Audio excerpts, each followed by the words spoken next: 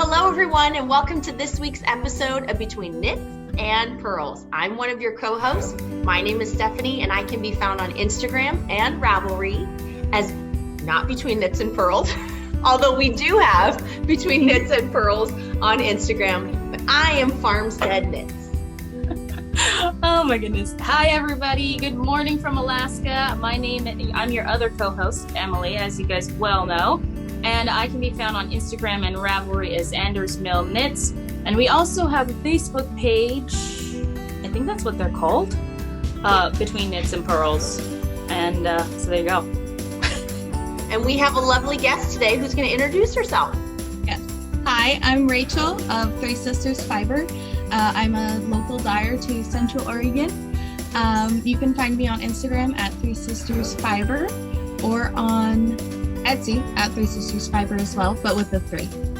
Mm-hmm. And then on Ravelry, do you go by Rachel Herring or? I am not very good at Ravelry. I will admit. Okay. But I do have Ravelry. It's Three Sisters with a 3 again because the other one was taken. And then I think on my actual store it says Rachel Herring, I think. Okay. Yeah. Nice. Yeah. Well, I tried looking up because I was looking at your patterns earlier. Oh spoiler alert. But I spelled your name wrong every single time. I was like, why isn't she coming up? Oh, yeah. So not an easy name to spell, no. Well, I mean, it's a beautiful spelling. So, I don't know if you guys can see across the screen. So hers is just the normal Rachel, but at the end it's AEL. And I love that. But of course, Emily was putting in the regular EL. Yeah. Yeah. Ravelry isn't good at guessing what you might mean like Google does, you know. Yeah, there you go. You either have it exactly correct or you get nothing, you know. Right. Yeah. Anyway, enough of that rampage there. So Rachel is an independent dyer. Yes. She also is a pattern designer. And Rachel, what else can you tell everybody at home who's watching today about you? I am an Oregonian. I've lived in Oregon all my life. I work on an alpaca farm during the day, and then I come home and I dye at night. So fiber is kind of like my whole life. What? I had no idea. Yeah, it's really fun. I love it. So now, do you own the alpaca farm, or do you go work for someone else? Okay. There's a ranch just a few miles from my house, and they breed and show competitively. Wow. And I help in the boutique and with the yarn and stuff there. And then I get to come home and dye. That sounds awesome. Yeah, it's really fun. Oh my goodness. Yeah, they have some of the best in the world. So I get some of the leftovers and I get to play with it and stuff. Yeah, it's like really goodness. Now, do you spin as well? I really want to try spinning. I haven't gotten into it yet, but they sell the fleeces there and they're like, we'll give you one to try. And I'm like, yeah, I have to get into that. Do they have a spinning wheel? There we go. I got it. A spinning wheel? Yeah. Do they have one that you can borrow? They have one on display. It's like they have a vintage one, but not one that you could probably use. Okay. Mm-hmm. Well, okay, so what's your favorite thing about alpacas and or the fiber?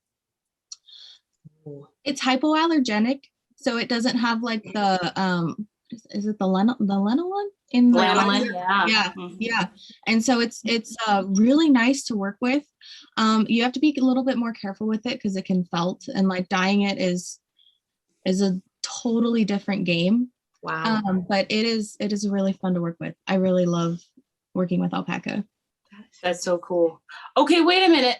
What's the name of the farm? Because I gotta grab my alpaca yarn that I bought from a farm in the Bend, Oregon area, because I'm knitting in it the Shetland sheep blanket out of all alpaca yarn. I haven't started yet.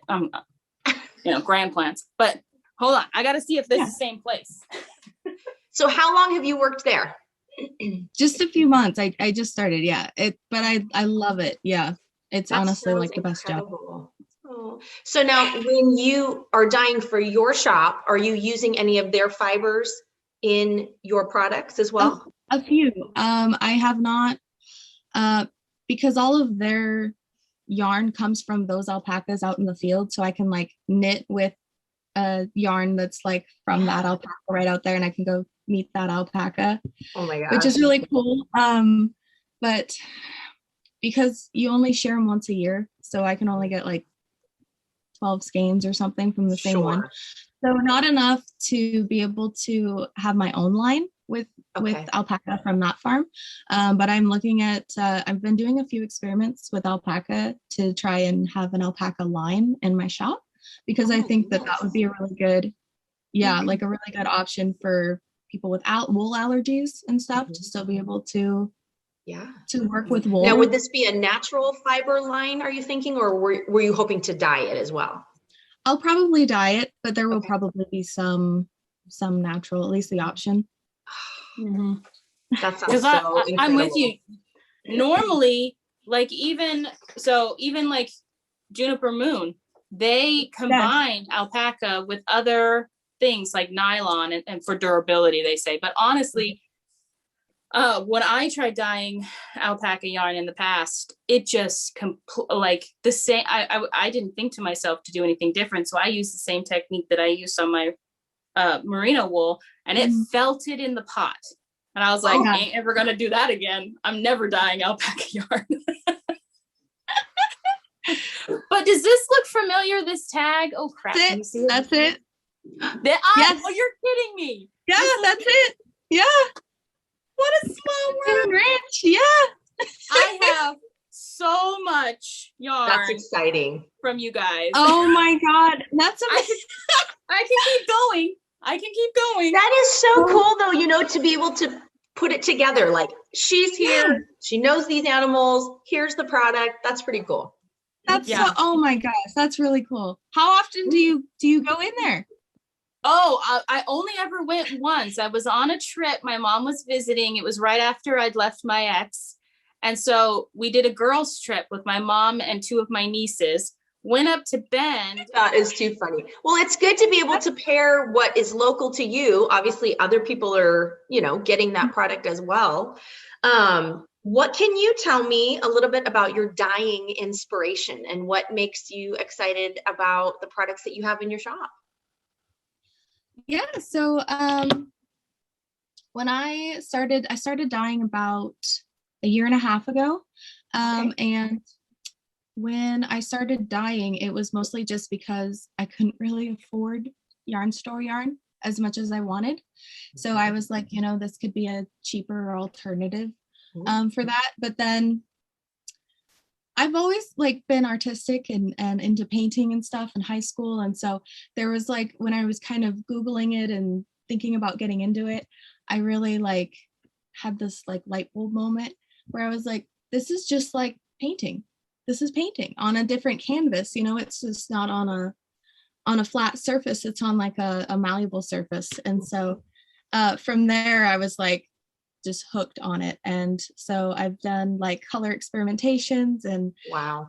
It's mostly now it's just mostly like a therapeutic color exploration journey. It's not really like I'm in this to make money or I'm in this to try and like turn it into a business as fast as I can. It's more just like at my own pace and that.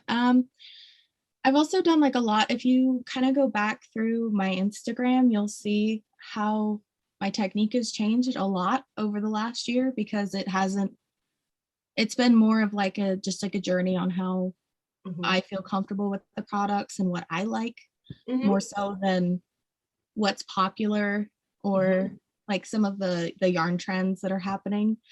Yes. No, because there's a lot of them that didn't really stick around. Well, and not everybody likes neon yarn. Not everybody likes tweed. Not everybody, you know, you're right. There, you'll definitely see trendy things, but I like your originality in that you stay true to what is artistic to you. Yes. You know, and that's what should draw people to you, because it's the inspiration of your art. Yes. Yeah. Thank you. Well, and it says something about your integrity too. I mean, that was something I was already going to bring up, but the integrity of that you're dyeing for your sensibility and your aesthetic, rather than, which honestly, your aesthetic is It's like beautiful. And I was just going to say, also very marketable. I'm just going to say that. And everyone needs, if you do not follow Rachael, you need to go over to her Instagram just to view the beauty of those photos. I mean, the photos themselves, we all can take a good photo here and there. They are all beautiful. Yeah. I mean, truly. And that photography in itself is an art. We all know that it is not the easiest thing to get a good photo. Yeah. Yeah. And that was something I wanted to bring up to you, because you know, I was reading over the weekend. I went to a deep dive. I kind of stalked you a little bit, okay, on Instagram. I think I read almost every single one of your posts, but the ones that really stuck out to me was the way that you, all of your inspirational quotes.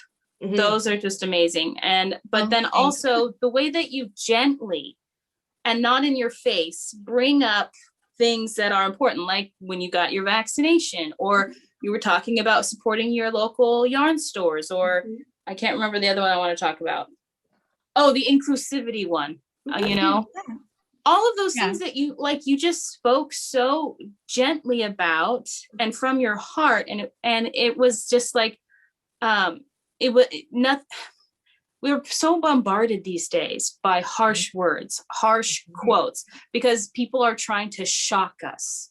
Everybody feels like we need to be shocked. No, people, we've been shocked. Okay? I'm over it. Yeah. Having a gentle conversation at this stage, I think, would be more empowering and more empathetic. And that is what you're doing. And so that's what I'm trying to do. Yeah. Thank you. Yeah. I feel like, people are too polarized, and there's one side versus the other side on every issue, not just the big political issues, you know. And so when I try to write my posts, I try to keep that in mind, because you're not going to reach people by being so aggressive and in your face. They're going to shut down. They're not going to listen to you. And so if you want to expose people to different ideas, or you know, something that an aspect they should consider, or an angle that they haven't seen, then you need to be gentle with people, or it won't work. And in this day and age, it comes across beautifully. Yes, because in this day and age, that is very opposite of what everybody else is doing. And so it's just, you just soothed my soul. I just want to say thank you. Thank you. But then I had a problem, because then I went to your Etsy shop, and I was just like, I want like the faded rose kit. Oh my gosh. Yeah. Oh, or set. One of those. Yeah. Yeah. They're gorgeous. Because I think I have the middle. Oh crap, we're not supposed to show yet. Go for it. We were gifted, Rachael gifted us some yarn so that we could knit with it, test it, feel it, have some tangibility to it, and to share it with you guys. And we were both extremely excited. Again, color is everything. There's beauty in color, but the yarn itself was really nice to work with. Yes. And mine is the I can't say it. Moxie sock set? Yes. Yeah. And I thought I knew what my colorway was. Oh, it's French rose. Yeah. French rose. I think I forgot to write them on yours. Oh, sorry. Fine. But I think so. In your faded rose set, I think this is the middle tone that you have there. I was just like, oh my gosh, I want those. But anyway, so this is my first sock. Yep. So I have a natural white mini skein that she sent along with it.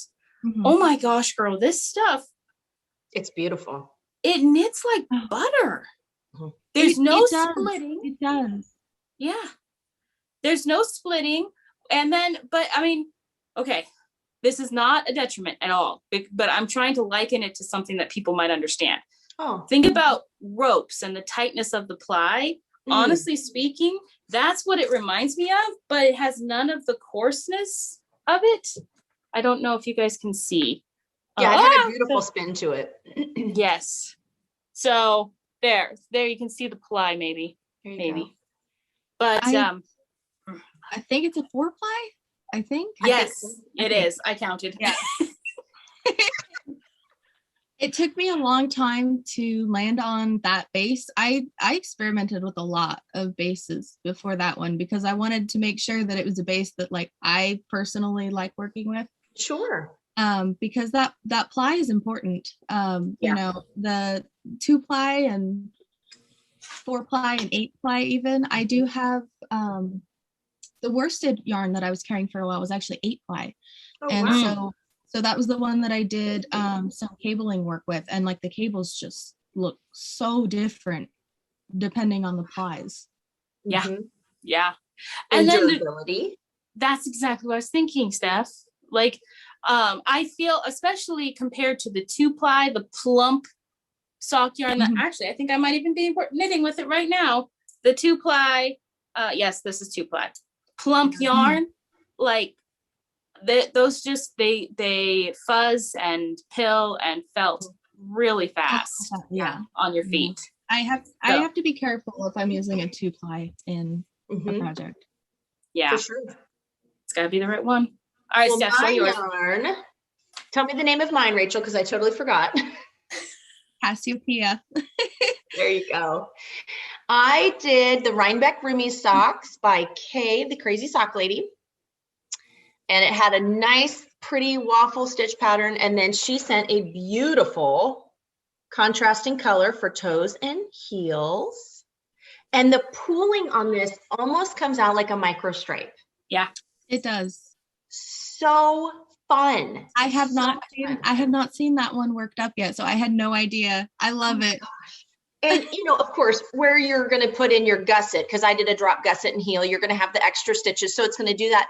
But if you're one of those people that really, really want it to be completely the same all the way through, you could easily have done an afterthought heel and had that go all the way through. But I love the color gradient and just the change of all of it. Thank you. So it's that pattern that you chose just like elevates it to a whole new It was so level. much fun. And literally, I kept texting Emily, I'm done with this one. Oh, wait, I'm here. It literally knit itself. It was so nice. And I kept on replying, I love the sock. I'm having trouble knitting lace right now. I'm halfway through. I'm maybe almost done. I don't know anymore. Leave me alone. It was fun. But, you know, again, like Emily was talking about, there is such a sturdy feel to the yarn, but at the same time, it's really soft for a 4-ply yarn. Really soft. Yeah.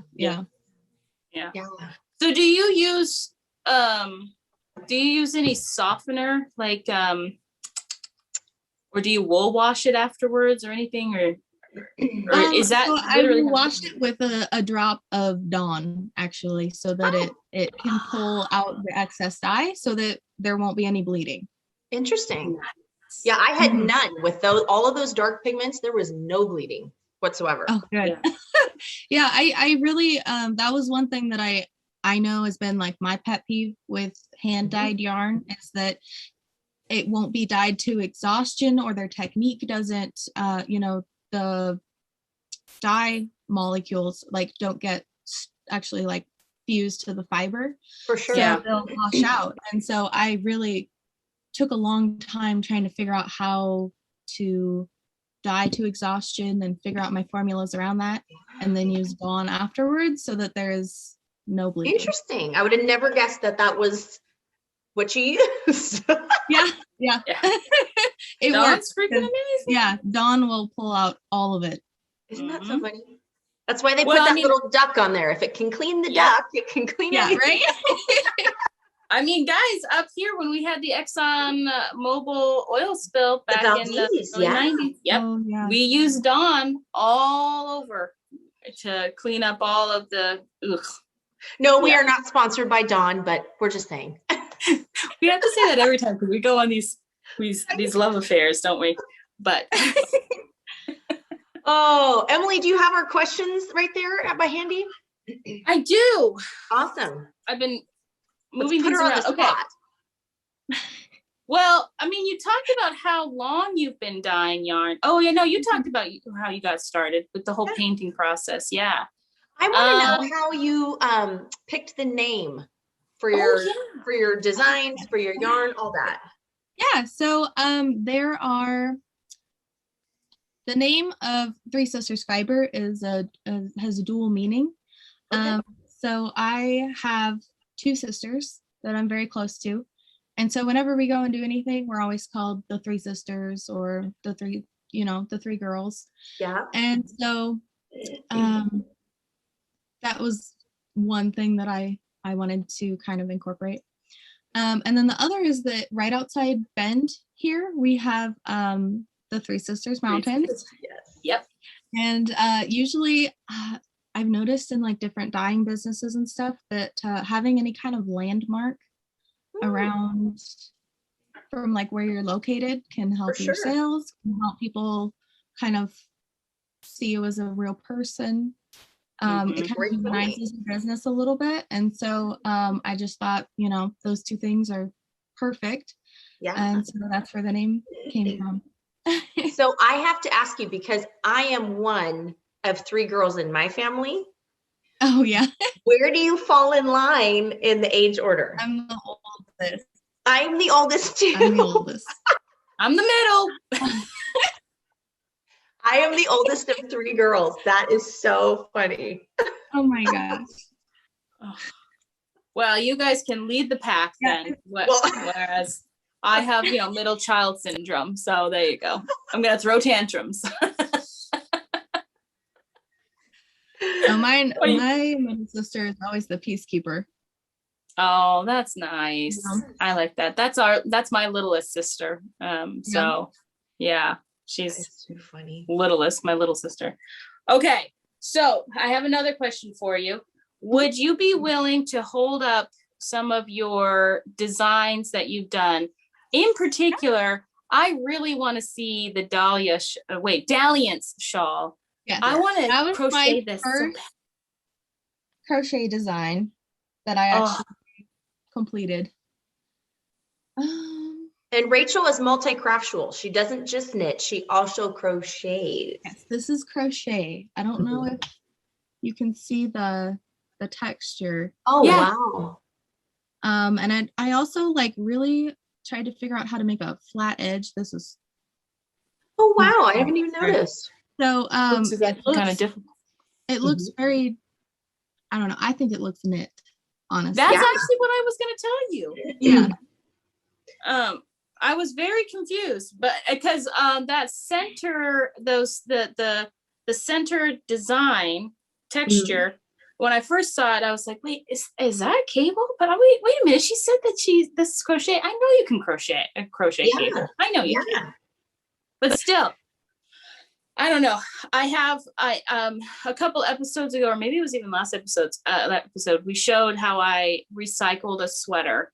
And I was actually thinking that it would be really fun to do your Dalliance shawl.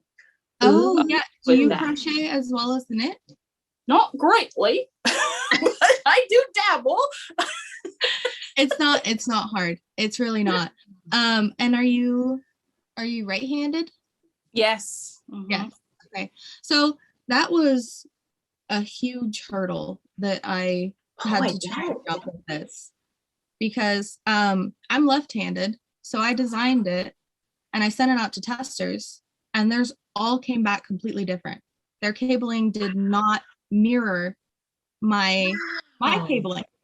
So I had to, thankfully I had a couple testers that were just went above and beyond, and we did all the math. I had to put myself okay, I'm working with this hand. Oh my goodness. And so there's two sets of directions actually for it, because depending on if you're right-handed or left-handed. I had never thought of that. I had no idea either. And then I was like, oh, this is such a hurdle, Well, okay, so what about your newest design that I saw a sneak peek of on your Instagram, and I'm really wanting to see it. Is that going to be impacted by being left-handed or right-handed as well? No, so far this is the only pattern that has been affected by that. So I think it has to do with the direction of the cables that you're working and how you are turning each row. So I took that into account with the Bristol hat that I made, pattern that I wrote, so that since it's worked in the round, it's actually mirrors itself around, so that depending on which way you work it, you're working in a mirrored pattern. So Smart. That won't affect how, because when I was first learning to crochet, there were a few patterns that I just struggled with and I couldn't get them. I couldn't, I just wouldn't work. I was like, I'm doing the right stitches. I have my tensions right. I've watched the videos. And it just would not work. And now I'm like, it's probably because I'm left-handed. And and that's something I don't think most people would even consider, because when you knit, it's not a right-handed or a left-handed thing. It's, do you hold your yarn in this hand or do you hold it in that hand? But it doesn't affect the overall outcome. But that's really an interesting point with crochet. Yeah, and it's something that not a lot of people have talked about, because I had never even thought that could have changed it, right. And then I just am curious, how did you not give up when all of the test knits were coming back? I mean, there's like, crying and like frustration and like, oh my, and I had a few testers that were like, you don't know what you're doing, and left. For this one, I only had about half the testers. Wow. Oh. Well, for those of you out there who are really good with crochet and understand both, Rachael is your gal. Yeah. And I just, here's the thing. Yes, when we test knit, like I'm test knitting right now for somebody too, and she's a lovely and very, very communicative, very engaging, but she's also very strict. I wouldn't say demanding, but strict. And like I love that she balances out the two, because if she was only the strict part, I would be like, dude, I'm doing you a favor. Right. Sure. I'm not getting paid for this. Sure. And but at the same time, like it is kind of seen as an honor to be able to help designers. Oh, for sure. Yeah. Oh yeah, absolutely. Oh, yeah. Awesome. But and I don't know, what I'm exactly trying to convey is just it's a weird relationship between volunteer testers and the designer, because you have your vision, you need to stick to your vision, and yet, like I said, you have to be, and you have to be gentle with them, and yet at the same, I don't know how you people do it. That's why all of my patterns are free and not tested. I try to be as gentle as possible. So like if people, they want to do something crazy, they want to use a crazy yarn that won't show the texture, I'm like, you know what?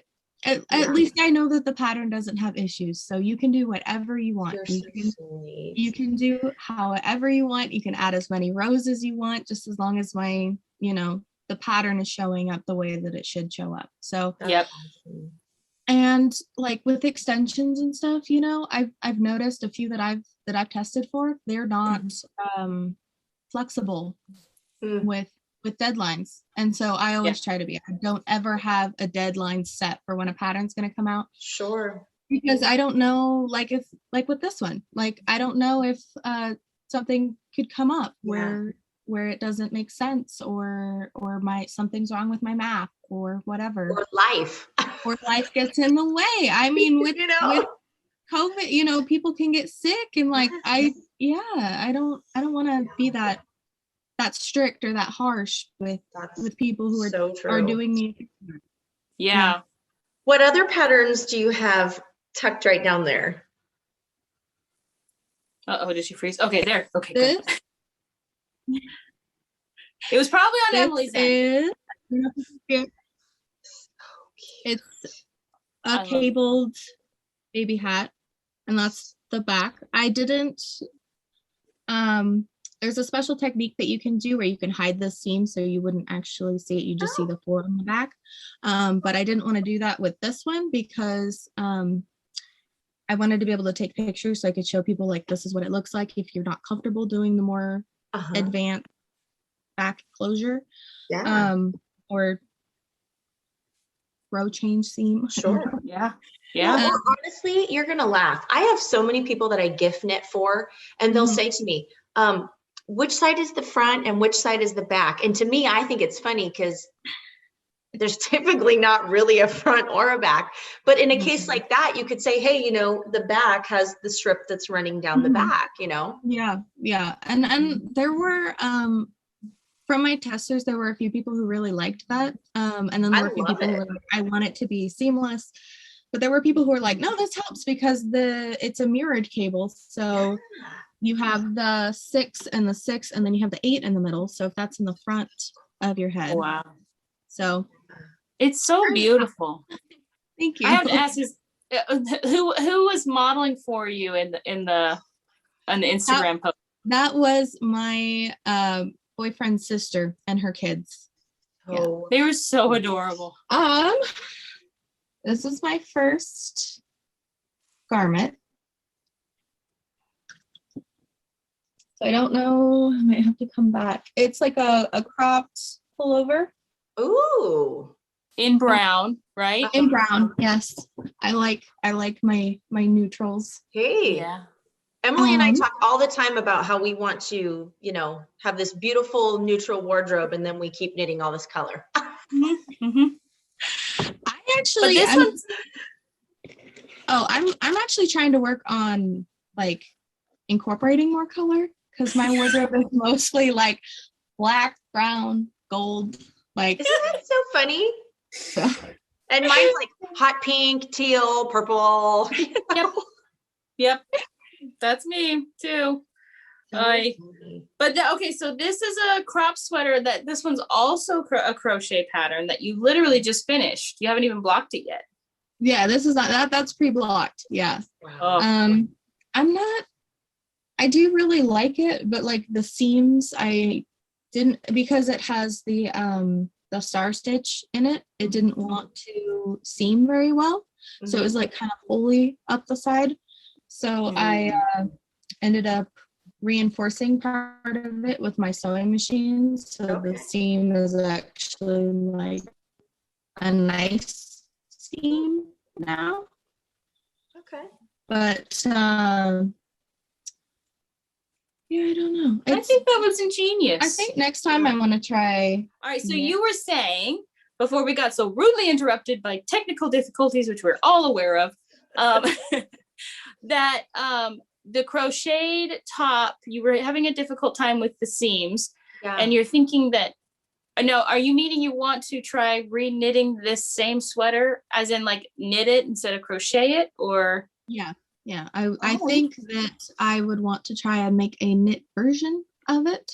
I'm not super great at knitting, but I'm still learning.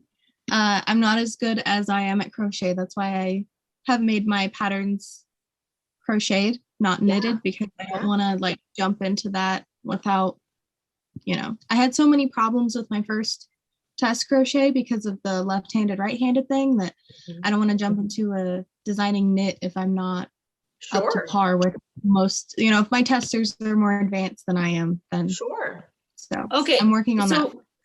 So here's what I would give you advice on. So I'm a mental health therapist. So I have a master's degree in it. I've been doing it for years. I just got a national certification to certify people in what's called mental health first aid. And when you're doing mental health first aid, you have to strip out all of the counseling components.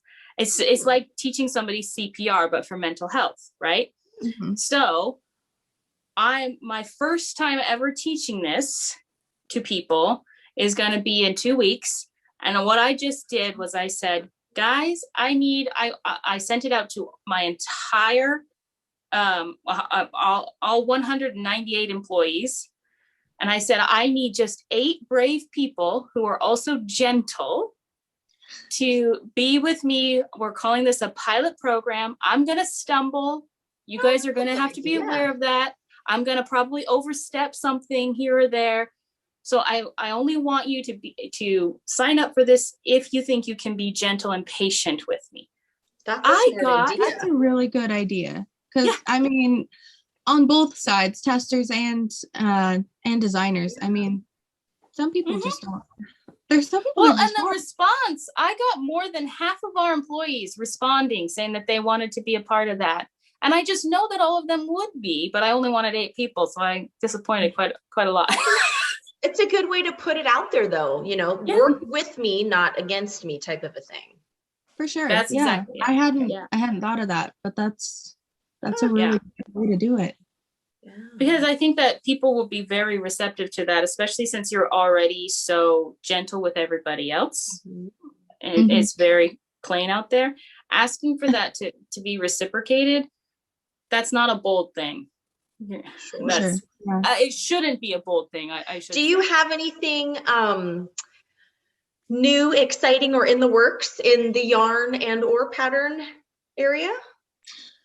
Ooh. I have a few different ones. They're all listed in, well, actually, I sent you guys sock sets. Yes. So I am working on trying to create all of the solid hues that are in each of my colorways. So like with the Cassiopeia one that I sent you, that purple is the same purple at the same concentration that I used on the skein. So eventually I'll have a solids line that completely works with all of the colors that I've already created. So I'm working on trying to get to create a sock line. I've already got the labels done. I sent you guys one. Yes, they were darling. Yeah. Which I have to add, is that your hat design that's on your label? Your logo, I mean? Yeah, so I reached out to a graphic designer and I sent her the first hat that I ever made. And so then she painted it. But she's not a knitter or crocheter, so it just has little V's on it. I would have it was supposed to be the one. Yeah, the first one I ever made. I think it's adorable. I don't know about you guys. I thought the graphics were darling. Yeah. Anyway, I'm sorry. So you were saying you were trying to get solids out of everything. Yeah. So I'm working on making more solids to match the colorways. So here's one sock set that will be hitting the shop this week. I don't know if you guys can see it. And so this is the Child of Neptune yarn. My sister named it. She names a lot of my yarns. I just kind of roll with it, and I'm like, yeah. Hey, there you go. Yeah. And this one has Adriatic Sea paired with it, so you can see it right here. Right. And a little bit there, and that's the same hue. And I also have. That is gorgeous. I have it in a bigger skein, so you can kind of see. The lighting, nice. I think, is messing me up, but you can kind of see how those look together. Here was my colors for those of you who want to see. Yes. That was the brightest one that I had in that skein or in that colorway, so I chose that one, but I wasn't. It was a perfect option because I think otherwise, if you had gone with some of the more muted purples, I think it would have blended in and it wouldn't really have kind of given it that pop. It was a perfect combination. The accent. Okay. Yeah. And same with mine. Yes. Like just going with that natural. So hard to make a new colorway to pair with that one. I think I wasted like 12 minis. And then I was like, this is not working. I can't do it. I literally gasped when this came in the mail because this is beyond perfect in my opinion. It's beautiful. And again, our rendition just showing you guys is okay, but if you really go look at her photos in her shop, they are so pretty. Thank Mhm. you. So pretty. So, I want to ask a random question. I know that this is just completely random, but Let's I've do been it. aching to ask a random question. Okay. Still smells like tomato sauce. Okay, so Miss Rachel, what's one thing you want others to know about you that they might not already know? This is a good one. I already talked about most. I'm not a very exciting person. Oh, come on. That's what you want people to know about you? No, I'm kidding. No, I've talked a little bit about it on Instagram, but not a whole lot. I have POTS, and it's an invisible illness. And I've talked a little bit about it. It's just like something that I feel like should be talked about more. I've seen some crafters in the community talking more about things that humanize us, and I've really appreciated that. So I tried to add my voice to that conversation a little bit too, because I've had people, a lot of people, they don't believe you, or, it's a struggle to get diagnosed. And so I've kind of opened myself up as somebody who, if you have questions, or, my story sounds familiar, If you had to like cram it into tangible bite-sized pieces, describe this for people who don't know. Oh, yeah, of course. Yeah. So I have, it stands for postural orthostatic tachycardia. So I have a very high heart rate. So I'm very prone to fainting. There's a lot of activities I can't do. It's kind of like a very mild disability. There's a lot that has changed in my life because of it. That's actually one of the reasons why I ended up pursuing dyeing, actually, because I was in college, and when I was diagnosed. So it was only a few years ago, and it wasn't, it was tough. And so it changed my trajectory kind of what I wanted to do. And I really started thinking like, I'm going to do things for me, and I want to do things that I enjoy doing. And so that's when I really like jumped into dyeing. More so than others. But I would just like people to know it's something that you can still talk about. It's not something to be ashamed of or hide or anything like that. And I did get a good reaction on Instagram. It was very humbling, I guess, I don't know if that's the right word, but yeah, it was scary at first to say something, to let people know that there's something that you have, but shall we say it out loud? Wrong with you. Yeah. It is. And it's that cliche of, oh, well, there's something not right. Well, who says it's not right? Who says it's, whatever you want to label it as? We all have our stumbling blocks. We all have our issues. We all deal with, whether it's physical, mental, spiritual, we all have issues. And like you said, you work in mental health, that you brought that up. I think that's also something that isn't brought up as much as it should be in crafting, because I think that there's more people than we think that use yarn as kind of a therapy. It's completely a therapy. I know that when I was diagnosed, I was put on a medication at first, and I couldn't get out of bed for weeks. And the one thing that kept me from feeling like a complete useless person was I could make hats, and I could make socks, and I could make shawls, and I could be doing something productive even if I couldn't physically do anything productive. Yeah, and it really gave me a sense of purpose. Yeah. Honestly, I've talked to a lot of people online about that, and they say like, yeah, I found my purpose again with knitting. I suffered this disability or that one, and I got into playing with yarn, and it's like another purpose. kind of. Yeah. Well, or people oftentimes in a death, so they've lost a loved one, a family member or something. And Absolutely. again, they turn to the comfort of that craft, whether it's yarn, stitching, what have you. And it does something for your soul, it just brings it does. home. It does. Absolutely. Yeah. I want to first off thank you, Rachael, for yet again being incredibly brave and vulnerable and talking about this, because you are very and in such a gentle fashion and accepting fashion, because you are right. These are the kinds of conversations that we need to promote more, to become the norm and to be inclusive instead of exclusive, right?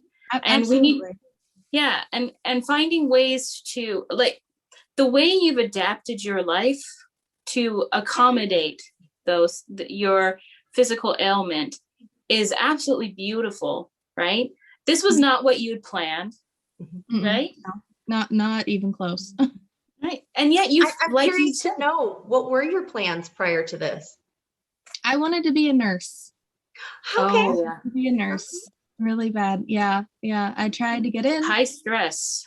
Yeah. And on your feet. That's my biggest thing, is I can't stand for more than like about 4 or 5 hours without. Wow. Oh, wow. And I can't at all. And so I remember I went and talked to the head of nursing at the college, and her exact words were, "I don't want to crush your dreams, but." Oh. And so I had to really think about what I wanted to do and how I was going to do it, and a different career choice. I looked at things across the medical field and things like that, but I've always been artistic too, but it's something that people don't really think that there's a stigma associated with being an artist, that like you can't make a living, can't, it's like not worth pursuing, I guess. For sure. Right. And it's not sustainable. Yeah. And it is definitely unstable, and it's up in the air. Yeah, it is, but I also feel like most jobs are. I know a lot of people this year that have lost very good stable jobs, and other artists that are doing a lot better than anyone would have thought that they would. And so I think it's more about following your passions and what you're passionate about. And if you're really passionate about something, then that'll shine through, and people will be able to see that you really care about what you're doing, and that'll speak for itself, I think. And your character is exemplary in that area too, my dear. I hope you understand that that's another reason why people are going to flock to you when, hopefully we're bringing this to, again, our idea with the Maker's Spotlight or whatever, Crafter's Corner, is that, we want people to be introduced to new dyers or new pattern designers, to get the word out there to support that type of an art. Absolutely. But more than that, for you to be known, I feel like. Yeah. I really appreciate what you guys are doing with your Crafter's Corner, because I think that that's something that that really should be highlighted, having a space where you don't just interview the people who have hit 20,000 followers, or interviewing the people who noticed, huh? Are the really one thing that I just want to say to just kind of round out this whole kind of discussion of things, like, so Rachael, I just want to once again reiterate how grateful I am for you to be so brave. Like, there's always a balance that we need to find in our lives. And some people really struggle with that because we have all of these hobbies and artistic things. We think that we have to find joy only in those things, but there can be joy in, like, I never thought my life would turn out this way. And, doing the job that I'm doing, but I'm finding joy in the balance that it provides me, and that I can have these outlets. I have this very academic outlet, but then I have this very creative outlet, right? Absolutely. And so I really want to promote, like, finding joy in the balance of your life. And if you don't feel like you have a balance in your life, take a moment to take stock. Like, what things can you let go of? What things do you need to embrace? Mhm. Right? So, Absolutely. of course, you know, Emily has to go on a mental health spiel. No, it's good. I feel like mental health and the fiber community kind of go hand in hand, because I think even if people don't realize it or don't want to admit it, I think it is very therapeutic for most of us who do work with yarn. It is. Yeah. That's why Yeah. when I talked about my pots for the first time, I did it in a Meet the Maker post, you know, and so there were a lot of, I really tried to balance it with, you know, positives as well, but being like, look, I'm open to talking about this, and you know, it's something that we shouldn't ignore, but without getting too, I don't know, like sappy with it, I guess. I don't know. Yeah. Again, your element of bringing things, smoothing it over so lightly is so refreshing. Mm-hmm. Thank you. It is. It really I try. it's nice to see. It's nice to see. So kudos, girl. Kudos. Yeah, isn't that's the artist clap? No, I'm kidding. I'm ready for my summer of socks. And I'll tell you what, if you guys are so inclined, which I think you all should be, you should all be heading over and looking at those sock kits, because they're so cool. They're so fun. Mm-hmm. I have to admit, there was quite a few on your Etsy shop that I was just like, basket, have to wait till I get paid, basket. Yes. So everyone, go show Rachel some love over at Three Sisters Fibers, and thank you for spending some time with us. We are so appreciative of your art and what you bring to this community. Thank you guys for having me too. Like, this has been such a fun experience, and such a new experience too. I've never been recorded before, so. Well, you're always welcome. Yes. Thank you. Well, until next time, guys, just remember, life happens between knits and pearls.